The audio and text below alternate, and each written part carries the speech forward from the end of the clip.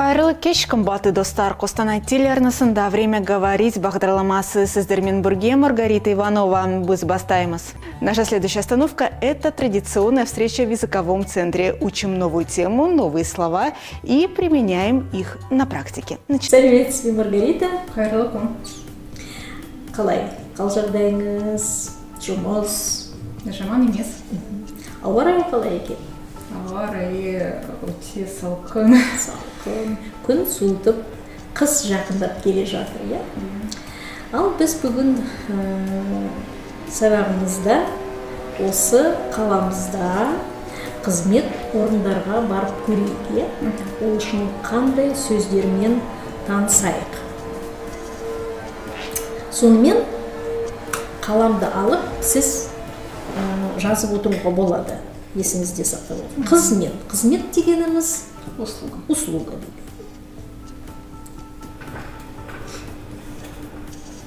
То есть какие-то услуги мы получаем.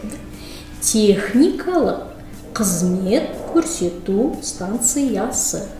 Станция Обслуживание, да? Технического жасы. Сіз оқыңыз, Маргарита. Техникалық қызмет көрсету станциясы. Жақсы. Келесі қандай сөзбен танысайық? Құрғақ тазалау. Қараңыз, біз ауа райы тақырыбын өткенде айттық, жаңбырлы күн, жаңбыр жауды, иә?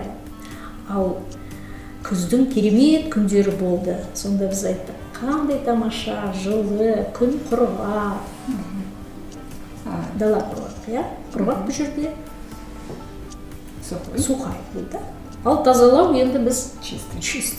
Получается у нас химчистка. Химчистка, да? Какая-то сухая чистка, химическая чистка. Нотариус у нас остается. Бұл сөздерді қалада жүргенде көрген шығарсыз, иә? Халыққа қызмет көрсету орталығы. Центр обслуживания населения. Тамаша. Қай көшеде орналасқан? Тәуелсіздік. Және Абай қиылысында екен, деп айтуға болады. Жақсы. Емхана, поликлиника, мейрамхана, ресторан. Таныс сөз. Шебер. Ой, қандай шебер деп біреуді мақтайды ғой. Какой он мастер. Шебер хана. Мастерская. Сахат. Время. И непосредственно сам прибор так будет называться часы. И банк. Банк остается. Ну вот теперь давайте мы попробуем осы сөздерді мынау іс-әрекетімізбен байланыстыруға. Бұл қай жер? Ол жерде бұзылған сағаттарды жөндейді. Теперь мы ищем, к чему это относится. Куда же вы пойдете? Сағат, часы, бұзылды к неисправности. Наверное, в мастерскую. Наверное, пойдете в мастерскую. Қайда барасыз сонымен? Шеберхана. Шеберханаға барамын, можете сказать. Хорошо, жазыңыз. Шеберханаға барасыз. Келесі. Дәрігерге қаралу үшін барамыз. Емхана. Емханаға барасыз. Көрдіңіз бе?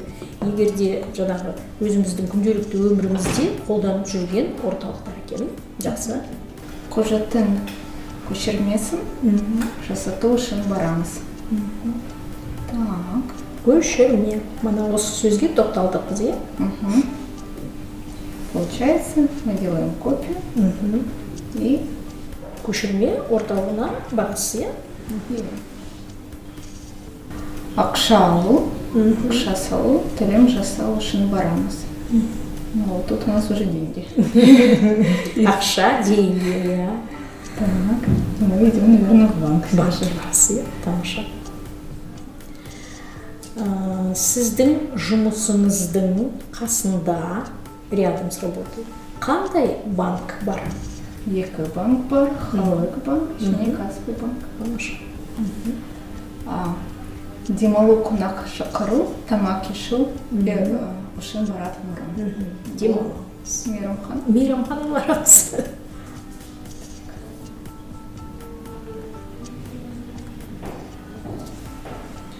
Құжаттар алу, рәсімдеу, анықтамалар алу үшін барамыз. Анықтама в данном случае справки, оказывается, да? И тут мы вновь идем в ЦОН. В ЦОН. ЦОНымыз қалай болды бізде? Халыққа қызмет көрсету. Халыққа қызмет көрсету орталығына барады екенсіз.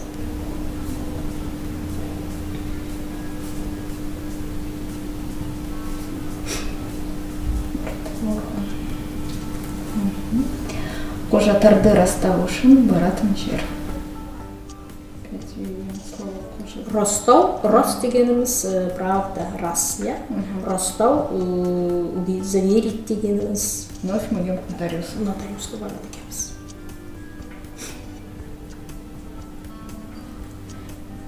И кейін золотой жене жадыру үшін баратын орын. Мы идем к Курхақ тазалап. Құрылық тазалауға барасыз, иә?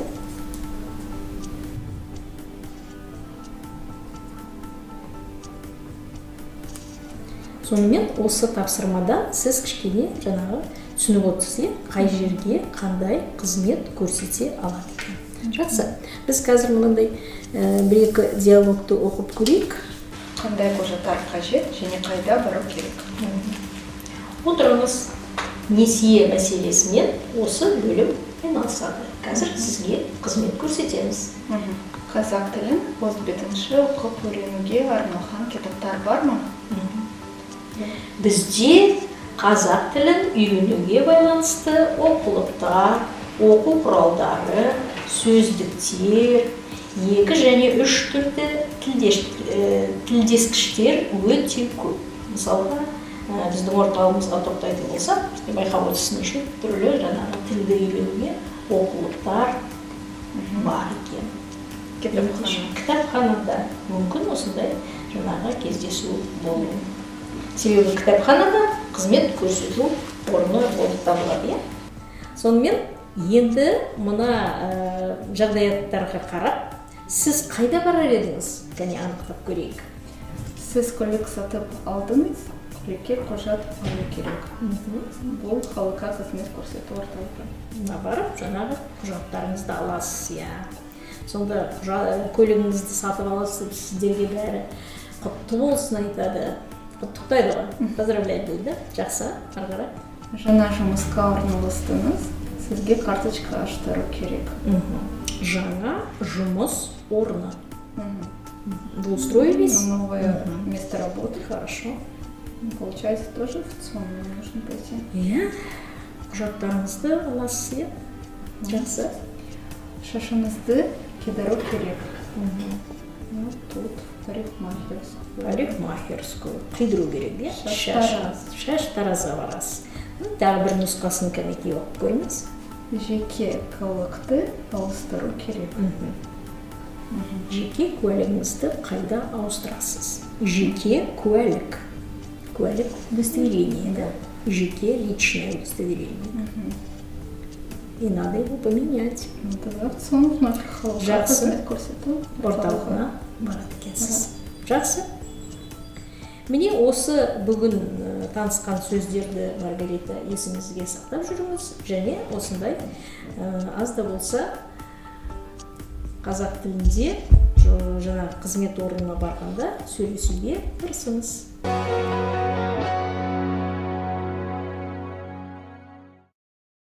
На этой позитивной ноте мы подходим к завершению нашей сегодняшней программы. Надеемся, что подаренная мотивация поможет вам в ближайшую неделю, когда мы вновь встретимся в рамках суперпроекта «Время говорить». Меня зовут Маргарита Иванова. До встречи в эфире. Сау Буланыздар.